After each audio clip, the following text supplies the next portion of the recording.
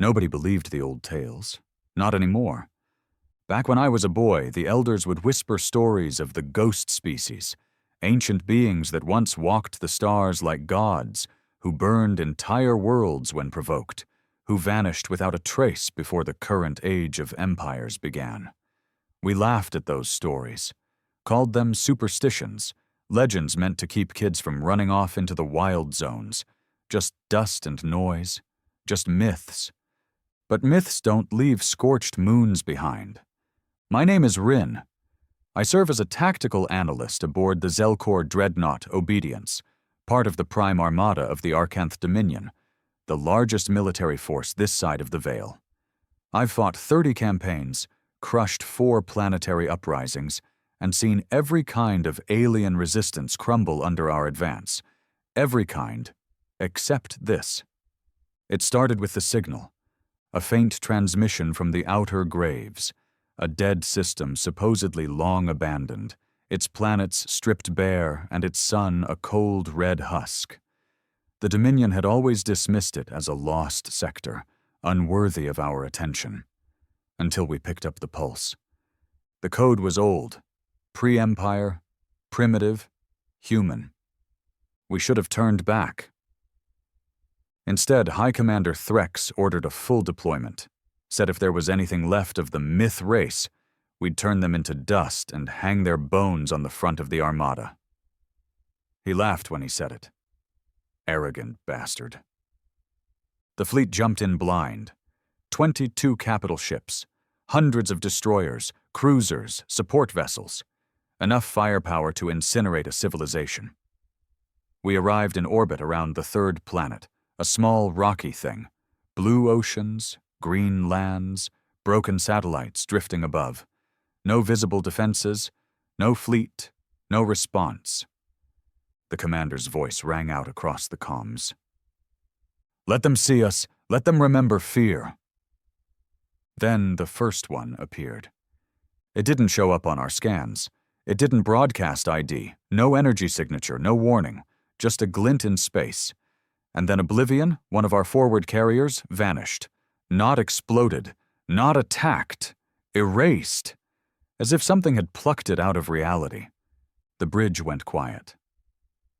I've never heard silence like that. Not in space, not in war. That's when I felt it.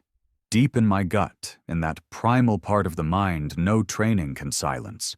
The certainty that we were prey. Another ship flickered and disappeared. Then another. The sensors started screaming, but there was nothing on them. No heat, no warp trails, no logical data. Only this flickering pressure in the void. Something was watching us. No. Something was studying us. I leaned over the console, trying to override the interference. Static hissed across my visor. Then a voice. Clear. Male. Cold. This is Earth. Last warning. Leave. That was the moment everything broke. High Commander Threx screamed for full assault. Dozens of ships launched warheads, plasma bolts, antimatter torpedoes, everything we had. The sky lit up in a storm of death, and the storm vanished. Each weapon froze mid-flight, held in perfect stasis, then disintegrated into motes of light. It was beautiful and horrifying. Then Earth struck back. I don't know what hit us. A beam, a pulse, some kind of gravitational weapon, doesn't matter. I watched the indictment, a ship 5 kilometers long, split open like a toy, thousands dead in an instant.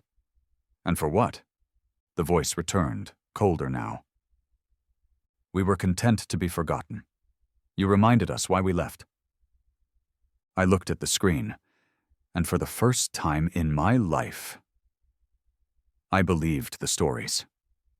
Humans weren't myths. They were warnings. Panic doesn't hit you like a scream. It's a crawl, cold and invasive, working its way into every bone while the mind tries to pretend everything's fine. I watched the command crew of the Obedience descend into that crawl, Officers barked contradictory orders, techs scrambled to reroute power, and Threx, the High Commander himself, stood frozen, his mouth open, eyes locked on the empty space where 5 ships had just existed. Not destroyed, just gone. He finally snapped out of it. "Target that planet!" Threx roared, spittle flying from his fanged maw. "I want it turned to slag, burn the ground, boil the oceans, glass the entire crust." Weapons crews obeyed, without hesitation. Fear does that, makes good people blind, our entire weapons array calibrated toward Earth. I couldn't speak. My tongue felt like lead. My hands hovered above my console, waiting for confirmation, trying to stay invisible. Threx looked at me. "Fire, now!" I hesitated. It only took 1 second. Then every screen across the bridge went black. The emergency lights kicked on, bathing the room in red. A deep hum pulsed through the ship's spine, like the vessel itself had been violated. Then the screens lit up again. But this time it wasn't our interface. It was a face, human, male, older, scar over one brow, calm eyes, stern, not cruel, not angry, just tired. He looked directly into the camera, like he was sitting in the room with us. "We said leave!" Threx snarled, stepping forward. "Identify yourself!" The human didn't blink. "You brought an armada to a graveyard. You knew nothing of who we were, and yet you fired the first shot. You murdered without understanding." Threx drew his sidearm and fired at the screen. The bolt fizzled mid-air, absorbed by nothing.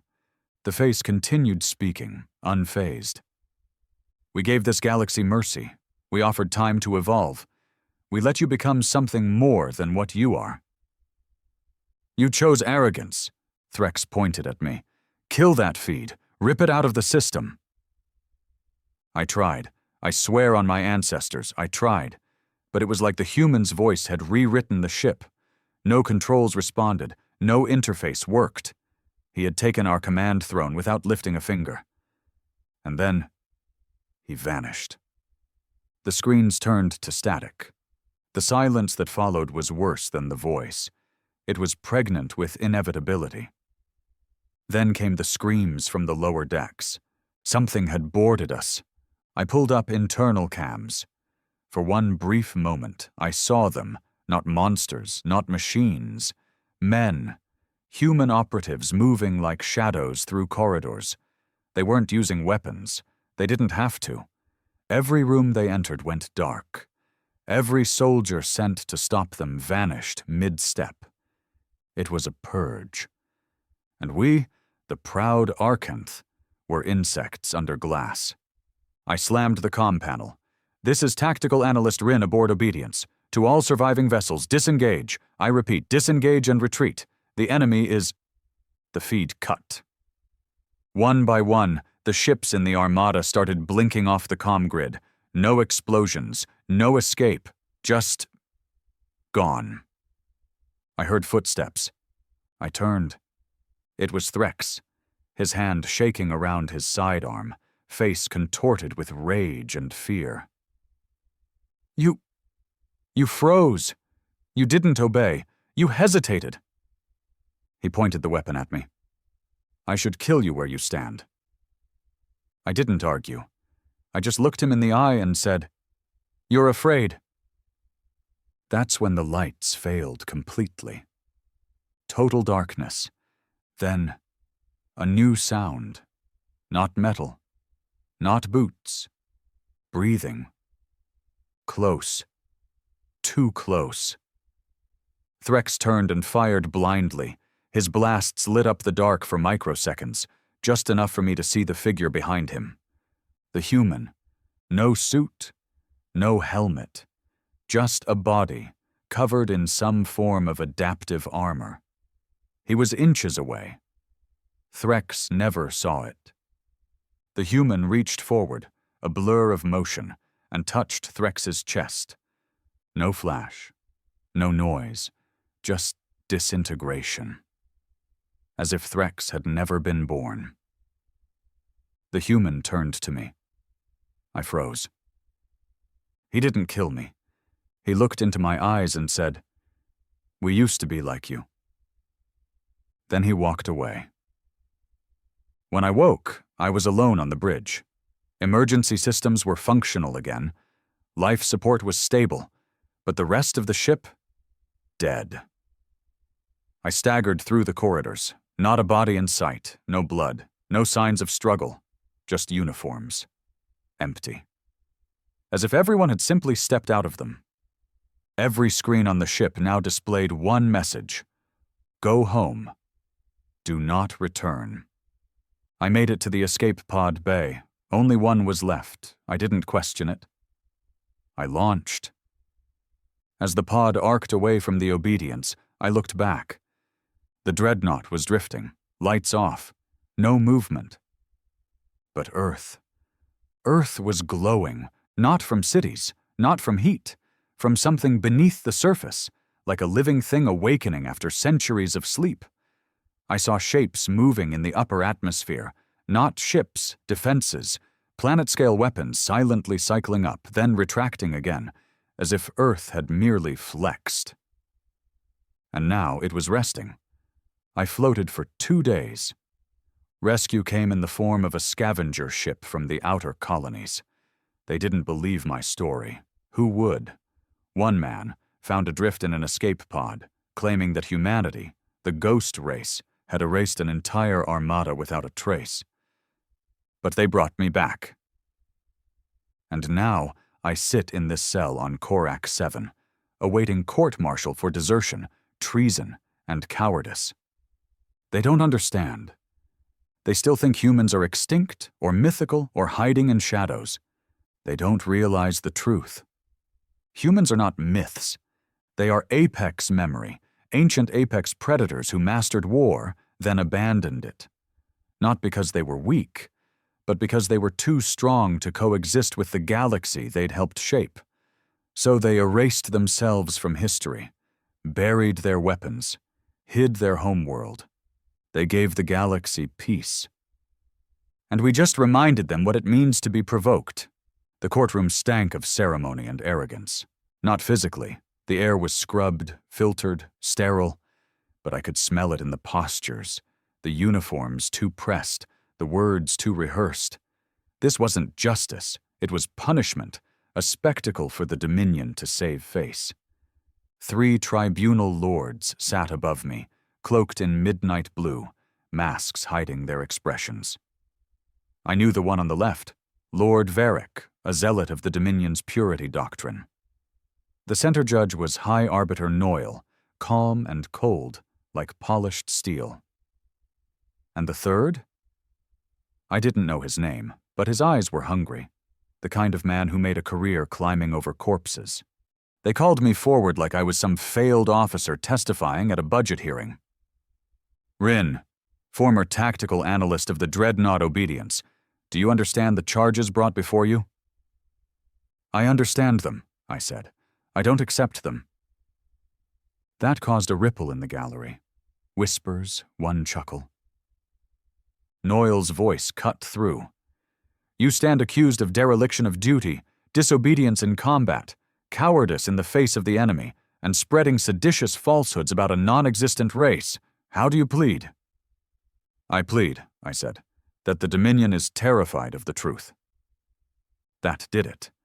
The court erupted into murmurs. The judge to my left slammed a hand down on the bench, metal on metal. Silence, he shouted. Noyle stared down at me, unblinking. This is not a forum for fantasy, Rin. You were the sole survivor of a failed military exercise. No external aggression was recorded. Our telemetry shows no signs of combat, no enemies, just a systems failure, a tragic one, yes, but nothing more. I laughed. I didn't mean to, it just bubbled up, bitter and sharp. You really think the humans would leave you evidence? Noyle's jaw twitched, barely. "The human myth," said Lord Varick with contempt. "An old tale designed to humble empires, not a real species. The Dominion's archives contain no confirmed record of their existence."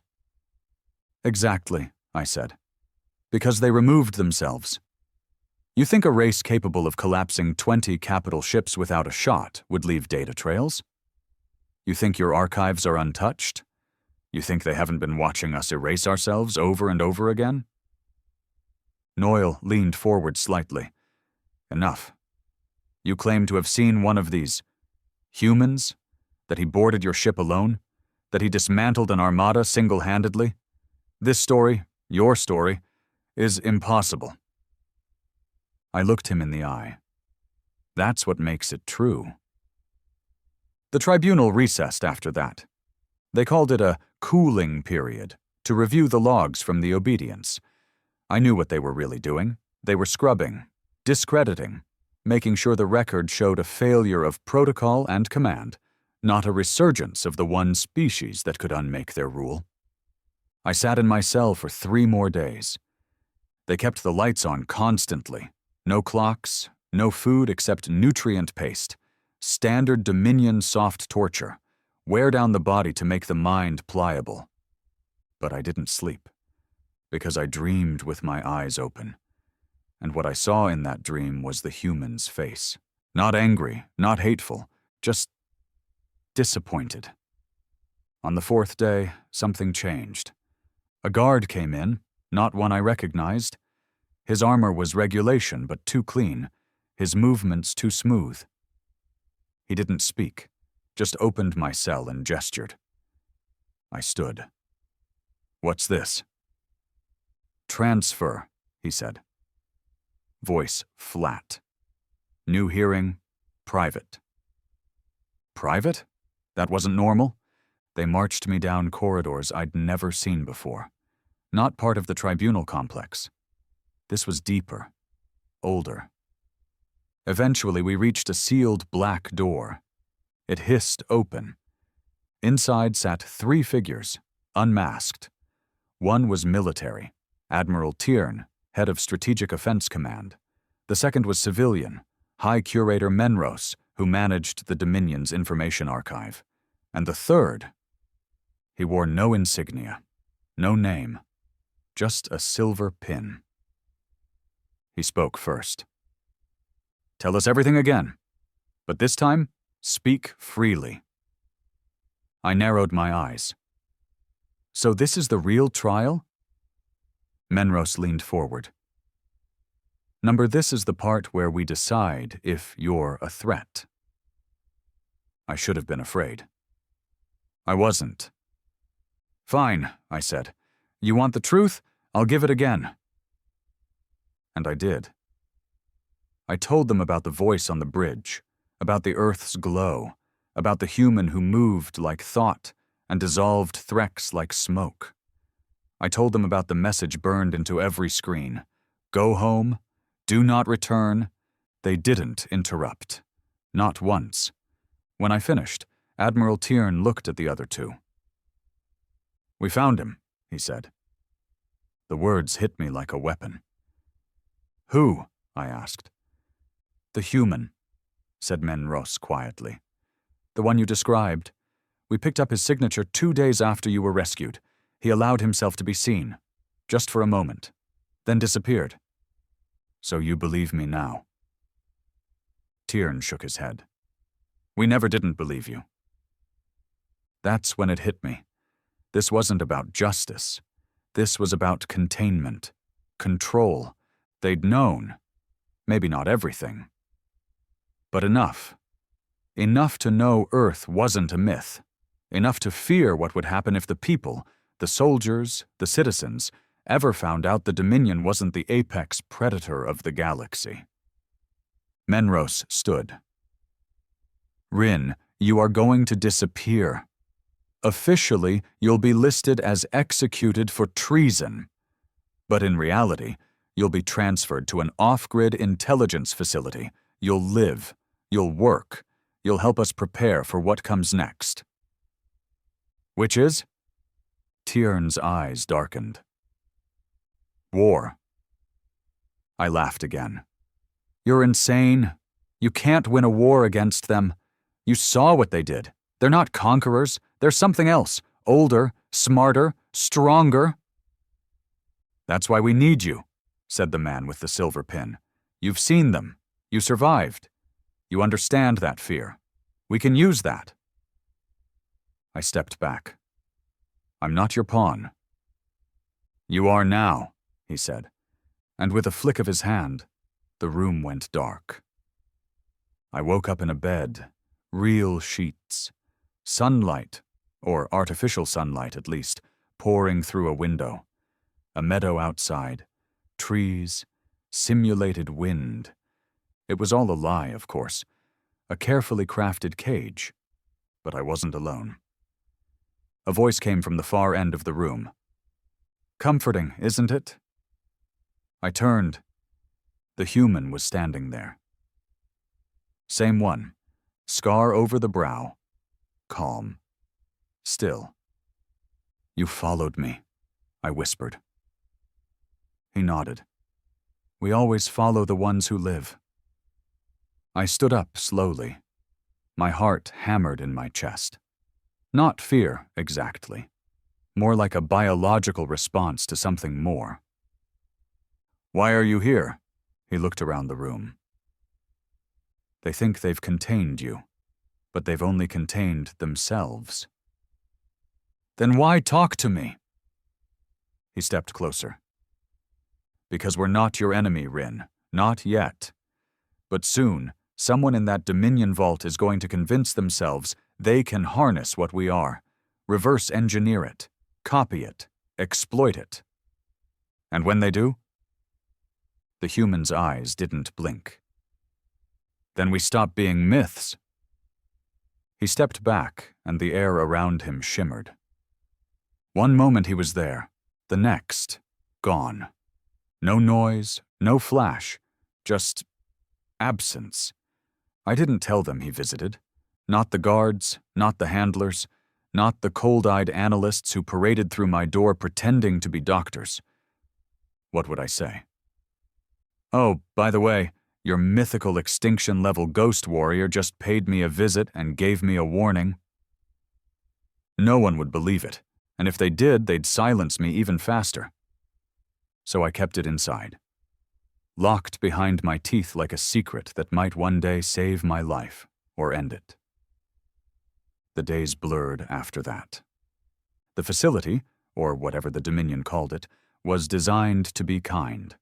Soft walls, gentle light, artificial cycles to mimic day and night, and every surface was smooth, white, clean, like the Dominion was trying to pretend they weren't training me for a war they couldn't win. They gave me lectures, scenarios, simulations, endless theoretical encounters with the human entity. Their terminology was clinical, cowardly. They still couldn't admit it was a species, not allowed, not even in their files. They treated it like a virus that could be isolated, studied, catalogued, and maybe someday copied. But I knew better. The human who visited me didn't speak like a god or a ghost. He spoke like a man who had seen everything and chosen to walk away. That kind of choice doesn't come from power. It comes from history, and we were about to repeat it. One morning, if you could call it that, I was summoned to a new room. No guards, just a voice in the wall saying, "Level 3, South Wing." Now.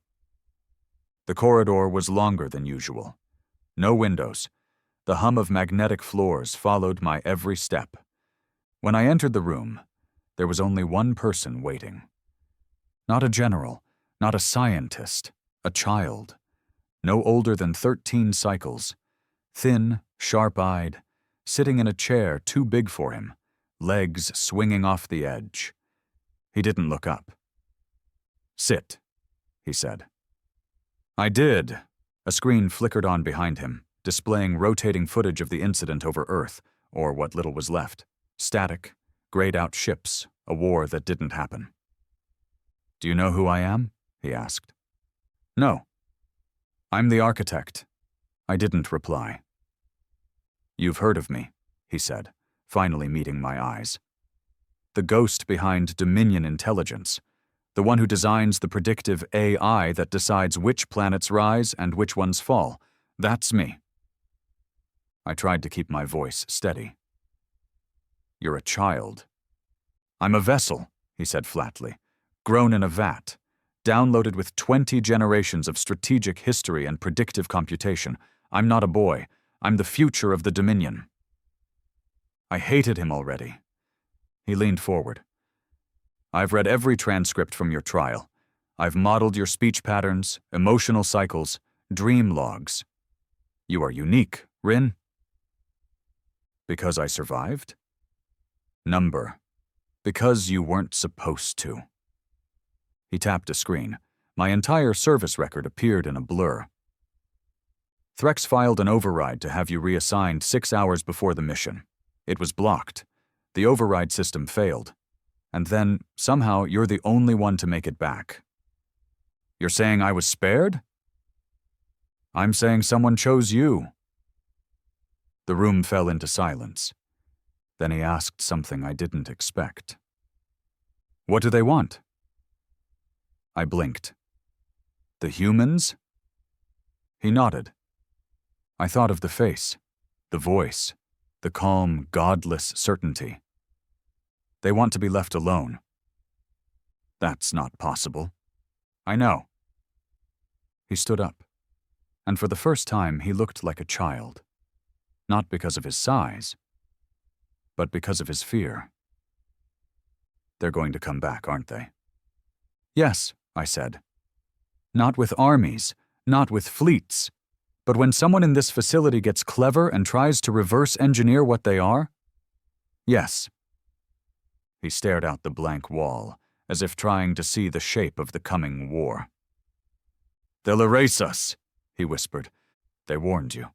He looked at me one last time, and then left the room without another word. That night, I made my decision.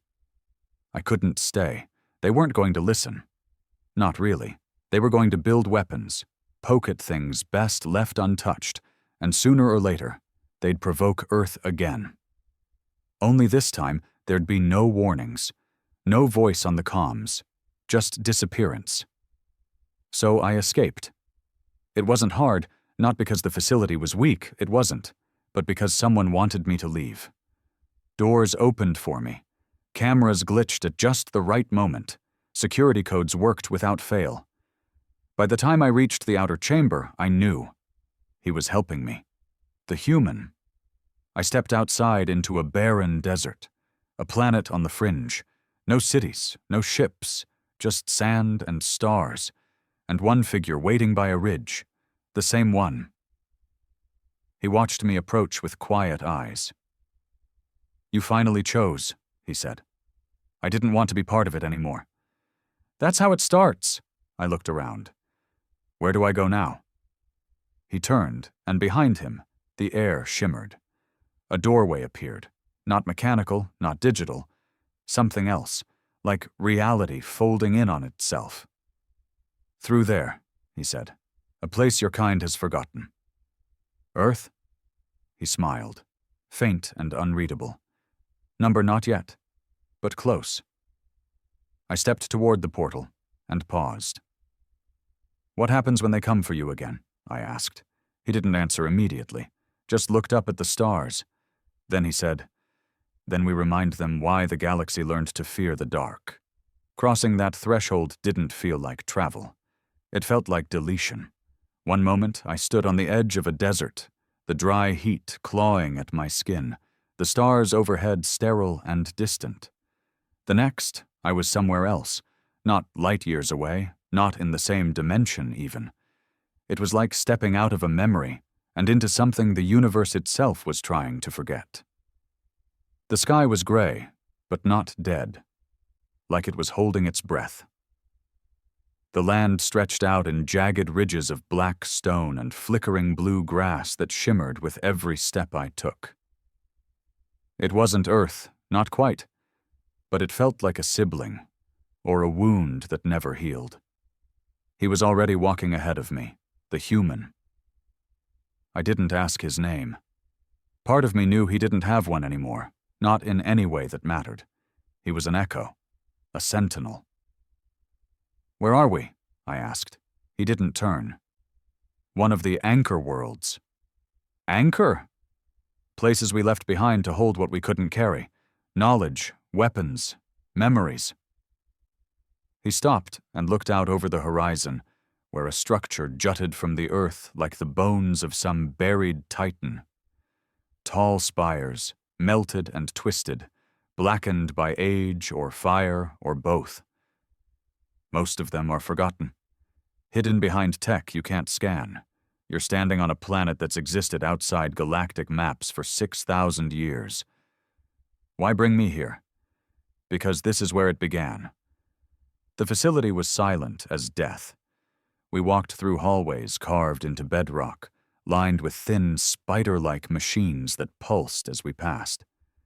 They didn't speak, didn't scan me, didn't move.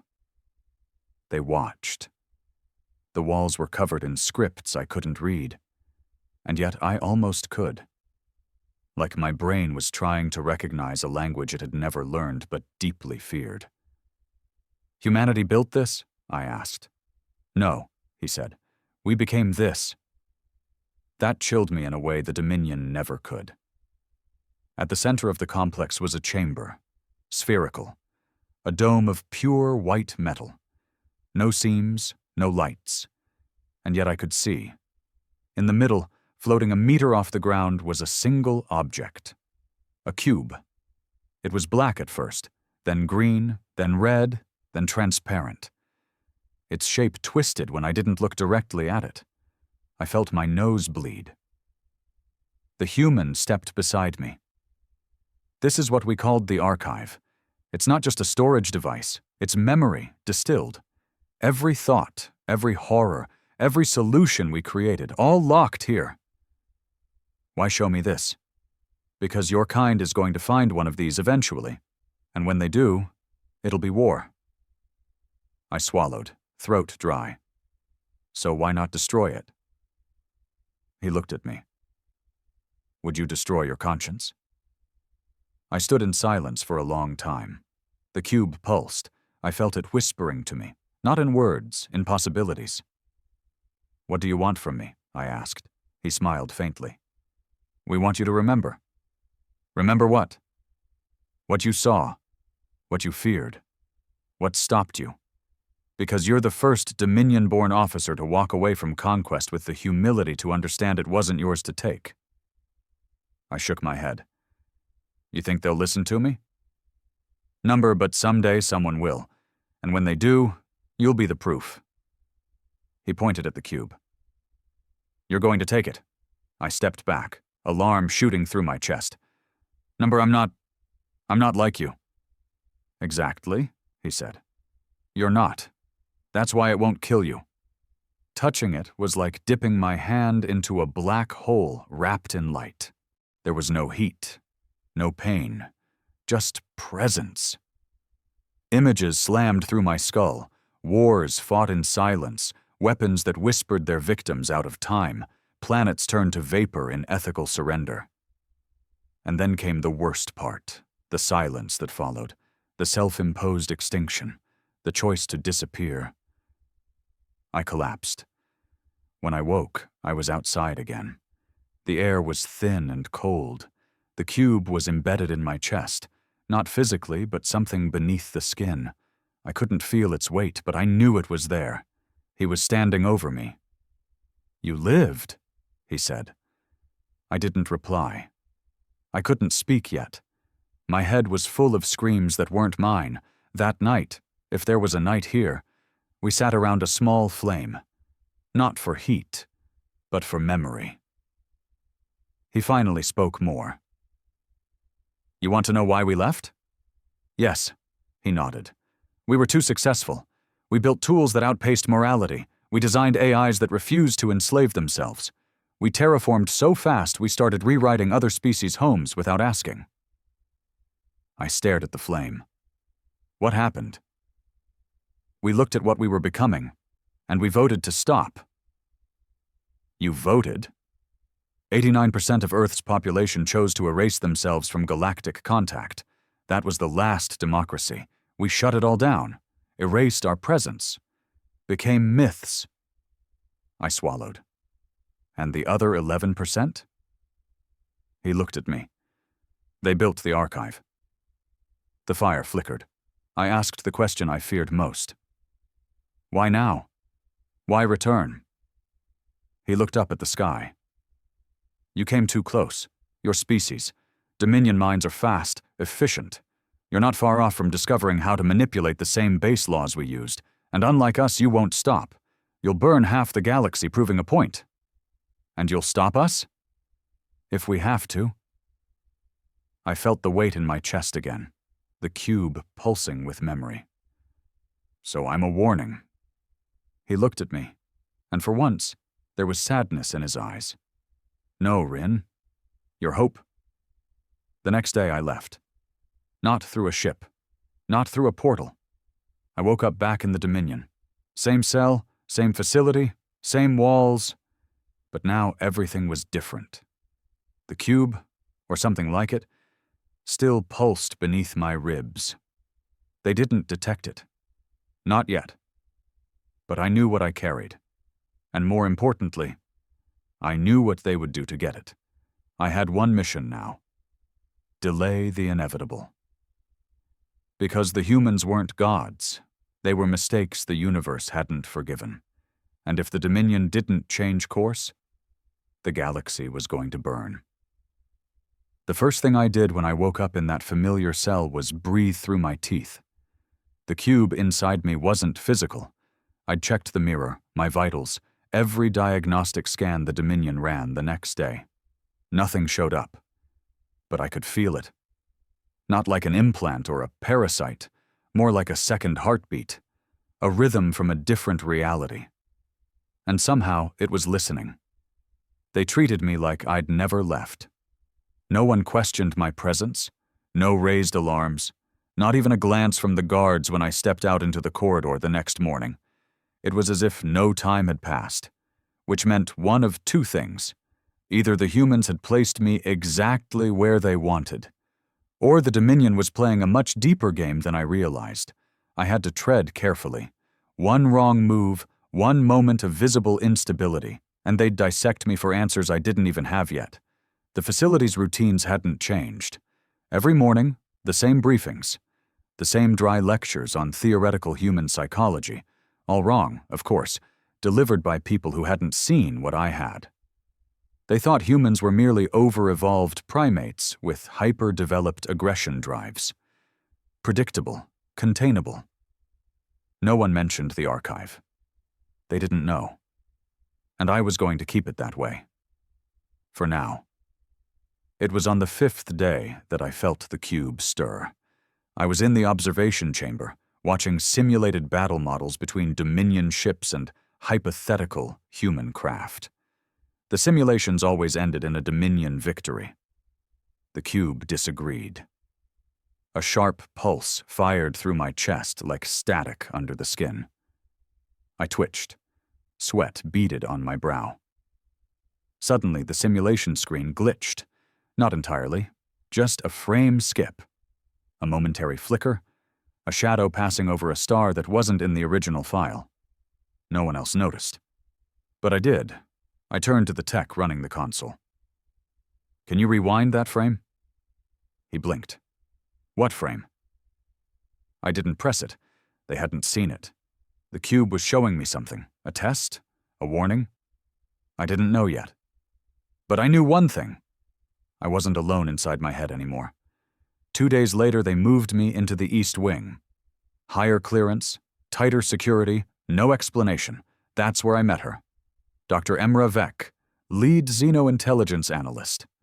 A sharp mind hidden behind tired eyes and an expression permanently carved from skepticism. She didn't shake my hand. Just pointed at the chair and got to the point. You're here because you've seen things. I don't care if you hallucinated them, dreamed them, or channeled them from the spirit realm. What matters is what you remember.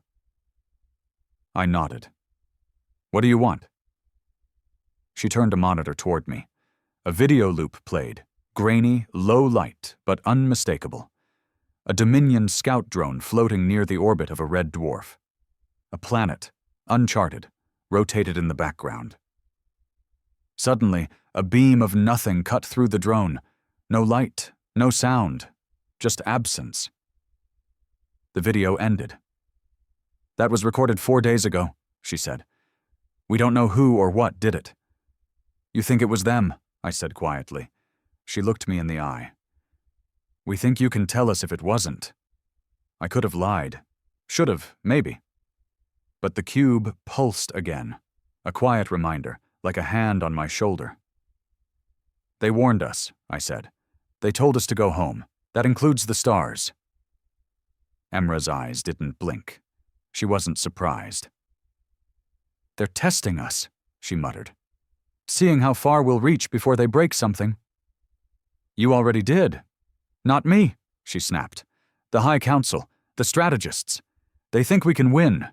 They think your little story was a scare tactic." "And what do you think?" She hesitated, then said almost too quietly, "I think we're the child poking a sleeping predator with a stick and calling it bravery." She didn't ask again. But she started calling me in daily. Not interrogation, conversations about memory, fear, history. She was smarter than the rest. She wasn't just asking questions. She was testing assumptions. And I began to suspect something. She wasn't loyal to the Dominion, not completely. She wanted answers, the truth. And the truth was becoming harder to contain. That night, the cube spoke, not in words, not in images, but in intent. I saw corridors I hadn't walked, rooms behind walls I didn't know existed, places buried beneath the surface of the facility, not guarded, not locked, just hidden. One word burned into my skull like a brand. "Go." I waited until the next sleep cycle. The guards rotated out. Security relaxed. Doors unlocked themselves before I reached them, a silent hand clearing my path. And then I found it. A hatch beneath the East Wing labs, covered by false panels. No alarms, just rusted metal and darkness. I dropped in, and everything changed. The lower level wasn't Dominion-made. It was older, carved from stone laced with alloy too advanced for any current fabrication. The symbols on the walls were the same ones I'd seen in the archive, pulsing slightly, as if reacting to my presence. The cube in my chest throbbed, hard and fast. I was where it wanted me. At the center of the chamber was a chair, simple, inviting, deadly. I knew, instinctively, that if I sat, it would change me. Not my body, my mind, the way I saw. But I sat anyway. And the world collapsed. No screams, no pain, just understanding. The chair showed me glimpses, Earth in its final age, humanity standing on the precipice of transcendence, splitting not atoms or molecules, but perception itself. They had learned to move through memory, to weaponize silence, to make decisions that echoed backward and forward through time. And then they had chosen to leave, because what they could do shouldn't be done. I saw their wars, their regrets, their self-imposed exile, and the few they left behind, not out of punishment, but hope, carriers of memory, like me. When I woke, the chamber was lit, every wall glowing softly. My veins buzzed with something I couldn't name. Not power, not energy, permission. I knew what I had to do. I climbed back up, sealed the hatch, made it to my room before the next patrol. And when Emra called me in the next morning, I said only 2 words. "They're watching." She paused. "You mean the humans?" I mean us, you and me, right now."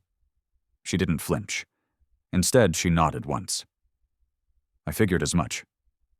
That's when I knew. She was one of them. She waited until the cameras blinked, exactly 6.3 seconds of looped static. Probably her doing. Then she leaned in and whispered, "You found the chamber, didn't you?" "Yes." "Then listen closely, Rin. Because we don't have much time. The Dominion's about to make contact. Real contact. They found a second archive. My heart stopped. Where? An outpost near the Thassel belt. Remote, unstable system. They're sending a black ops team tonight. I gripped the edge of the table. If they touch it, she nodded. The humans won't warn us twice. I stared at her. Then we have to stop them. She smiled, for the first time since I'd met her. We already are. We had less than 12 hours. The Dominion's Black Ops team, Unit Black Hollow, had already departed. Quiet launch. Off-record manifest. Stealth vessel. Destination: Thassel Belt. Officially? Asteroid mining reconnaissance. Unofficially, they were going to touch an archive, and Earth would not forgive that. I stood with Emra in the same briefing room that once echoed with lectures and projections. Now it was dimly lit, the air thick with urgency. She paced in tight circles, pulling up schematics on a private device, not connected to the Dominion grid. There's only one way to beat them there, she muttered, but it'll burn everything. What do you mean? She looked at me. I have access to a prototype courier gate. Illegal, unstable, but fast. Gets us to Thassel in 4 jumps. 4. Through an older part of the drift network, mostly collapsed. The AI won't survive. We might not either. I nodded. So we go. She stared at me for a second too long. You've changed, she said. You haven't. That's what scares me. We left the facility through a side corridor Emra had pre-programmed to mimic a power failure. The guards saw a blackout. The cameras saw nothing. By the time they rebooted, we were already gone. The prototype gate wasn't a ship. It was a scar, a rift carved into space, kept stable by a web of ancient human tech grafted into Dominion infrastructure. Illegal, dangerous, barely held together by temporal thread. As we stood before it, Emra handed me a cold metal shard, a kill switch. In case I die or this thing starts to eat your brain. I stared at it. Comforting. We stepped through, and for 3 seconds I was everywhere. The first jump was agony, not pain, just compression. My memories collided with each other. I saw the human's face and my mother's and a ship breaking apart in silence. I heard my own voice screaming from outside my body. Then we landed. The ground was spinning, the air thin and laced with ozone. We made it. Thassel Belt. Outer system. A mining station long abandoned by the Dominion due to unstable terrain, which, in their language, meant we found something we didn't like. We crept through the ruins of the outpost, shattered domes, power cables wrapped like spiderwebs around cracked walls. Snow fell through open ceilings, even though the atmosphere wasn't supposed to have weather. The archive made this place lie. We reached the pit by nightfall. That's where we saw them. Black Hollow, 7 figures in exoframes, moving with military precision down into the crater. Their lights cut through the snow like spears.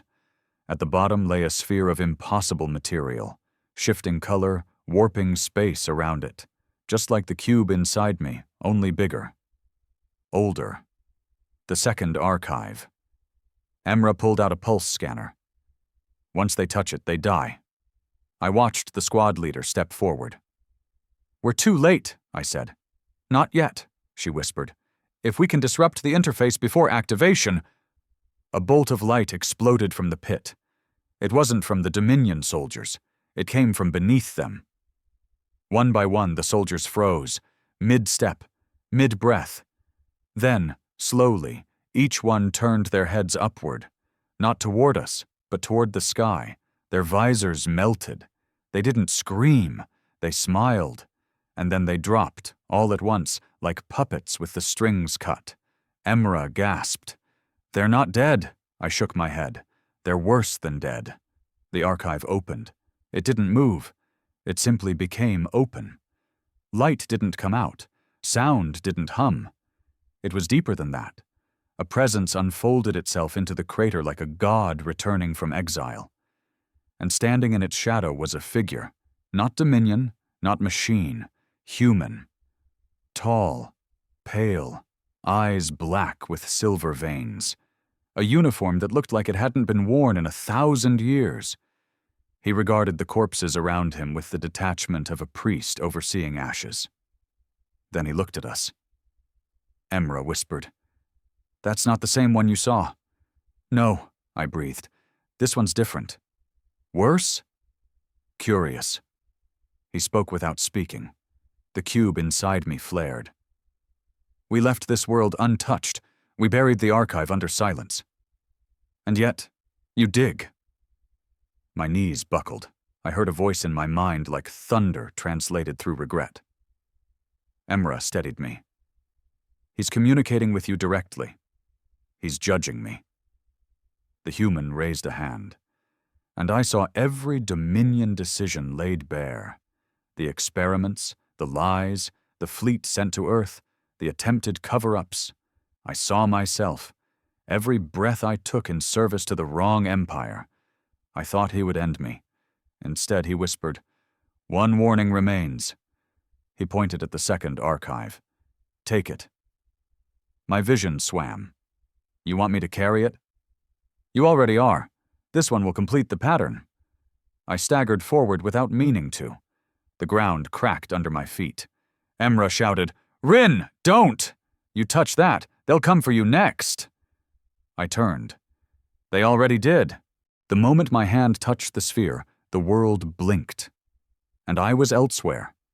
Not space, not memory. Just truth. I saw humanity as they were. Billions unified not by fear, but choice. They had once stood before extinction and built a solution so perfect, it terrified even them. The archives were fragments of that decision. Weapons, yes. But also warnings. You see, humans never vanished. They hid inside the concept of myth. They redefined their identity to become legend, because nothing frightens a conqueror like a story they can't kill. When I returned, the crater was empty. No soldiers, no bodies, no snow, just Emra, sitting alone at the rim, eyes wide with tears she didn't understand. "You disappeared," she whispered. "You wouldn't believe where I went." "I don't care. Just tell me one thing." "What?" She looked at the stars. "Did they forgive us?" I didn't answer right away. Because the truth was, number we left the archive buried again, not to hide it, but because it didn't need guards, it guarded us. And we knew what came next. The Dominion would come looking. They'd find the crater empty. They'd send ships, drones, science teams, and each one would not return. Until finally they'd realize the only way to survive a myth is to never question it. The Dominion didn't wait long. 2 weeks after Thassel, the first recon ships arrived. They came in cloaked, shielded, accompanied by classified science corps and quiet little kill teams tasked with discovery and denial. None of them returned. Not because the humans killed them, because the archive did. It absorbed them, not just their bodies, but their memory, their intent. That's how the second archive worked. Not like the one inside me, which stored. This one judged. And once it understood what they came for, it didn't let them leave. Still, the Dominion refused to believe. They sent more and more, until eventually, someone high up did believe, and they panicked. That's when the real war began. It started with whispers, ships diverted from known trade lanes, civilian communication blackouts in fringe systems. And one night, a Dominion newsnet accidentally aired footage of a glowing silhouette, human, standing on the hull of a battleship with no suit, staring into space, unburned, unbothered. The ship disappeared 5 seconds later. They tried to shut it down. But you can't unsee a god. Emra and I lived on the run now. No more facilities, no more labs, just backwater ports, derelict stations, and shortwave transmitters bouncing coded warnings to rebels and rogues scattered across the spiral. I had become their symbol, though I never asked for it. The man who came back. The myth-touched survivor. Some called me the Herald, others the Mistaken. I didn't correct any of them, because I wasn't sure they were wrong. The archive inside me had changed. It didn't speak in words. It never had. But it showed me things now. Old conflicts, ancient betrayals, not just of humanity but by them. The wars they started. The species they nearly erased. The choice to walk away. And the fear that one day they'd be forced to return. One night, while hiding out in a carved-out moon base on the edge of the Telmore Drift, Emra looked at me and asked a question that had been building between us for weeks. Why haven't they just wiped us out already?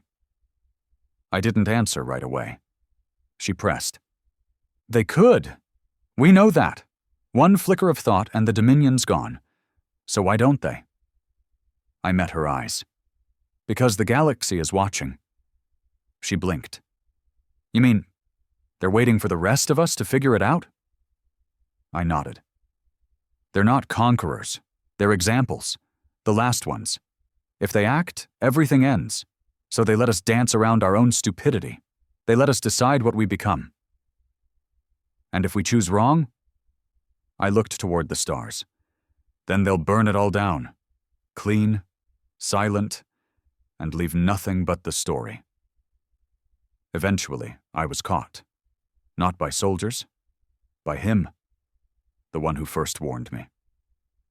I felt his presence 3 seconds before he appeared, stepping from nowhere into the dark corner of an abandoned cargo hold where I'd been patching a signal relay. He looked the same, scar over the brow, calm, older than time. I didn't summon you, I said, half expecting him not to respond. You didn't have to, he replied. You're approaching the edge. Of what? Purpose. I stood slowly. Then tell me, what's the point of all this? He walked past me, glancing over the dormant relay. Survival is no longer the goal. Not for us. We already did that. Now we wait, we observe, and we ask one question. I turned. What question? Can this galaxy survive without us? And if it can't? He looked at me, eyes harder now. Then we return. Not to rule, not to rebuild, but to reset. The word slammed through me like a blade. Reset. An erasure. A galaxy-wide clean slate. I realized, in that moment, the truth. The archives weren't just memories. They were triggers. And I had 2 of them inside me now. If I died, if I fell into Dominion hands, if I let fear twist me into a weapon, the humans would come back. Not one, not a team, all of them. And they wouldn't give speeches this time. 3 days later, the Dominion found us. Not by chance. I had broadcast something, maybe subconsciously, something the archive wanted someone to see. They came with a fleet, not to kill, to negotiate. That was how scared they were now. I stood before a high-table envoy on a diplomatic barge outside the Tiron Vale. It was supposed to be neutral ground. But nothing is neutral when you're holding extinction inside your chest. Their lead spoke first. A tall, thin bastard named Ravek, dressed in gold-trimmed robes, voice smooth like poison. We don't want a war, he said. No, I agreed. You want control. Same thing. He smirked. You could help us, Rin. You could explain to your associates that peace benefits everyone, that the Dominion can evolve. I stepped closer. You had centuries to evolve. Instead, you chose domination, assimilation. You erased every threat and called it security. Humanity did the same. No, I said. They stopped. His smirk faltered. I held his gaze. You want the archive? You think you can crack it open, copy it, strip it for secrets? Go ahead. But know this. The moment you try, you sign your death warrant. Not just yours, everyone's. I left them in silence, and they didn't follow. We went underground again. Rumors spread faster now. Whole Dominion colonies going dark. Patrol ships reporting voices in the void. Voices that sounded like their own. One by one, cracks formed in the Empire. Whispers of rebellion. Factions splitting. Even alliances forming. With us. Not the humans. Not yet. But the idea of them. The myth was becoming real, and with every broken chain the need for fire lessened. Just barely. I sit now on a lonely ridge above a world that no longer belongs to anyone. Wind howling through empty ruins.